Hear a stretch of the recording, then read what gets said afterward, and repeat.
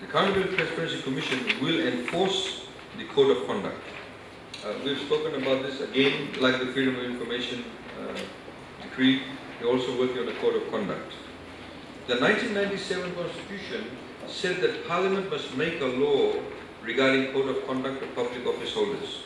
No Parliament did, unfortunately. We're working on one now, and we hope to implement that in 3 months' time.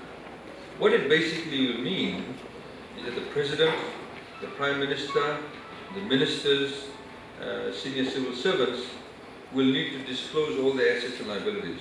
So in 3 months' time, you'll be able to know how much money I earn, whether I have a house or not, whether my wife has a house or not, and whether any of my children have any properties.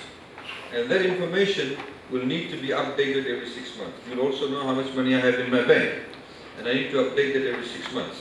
This commission obviously investigates complaints against permanent secretaries. If you look at subsection 5, a written law shall provide the Accountability and Transparency Commission with the jurisdiction, authority and powers to receive and investigate complaints against permanent secretaries and all persons holding public office.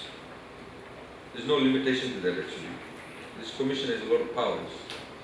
Now, this is what we may call a hybrid of what we used to have the Ombudsman's office, but it gives it more teeth.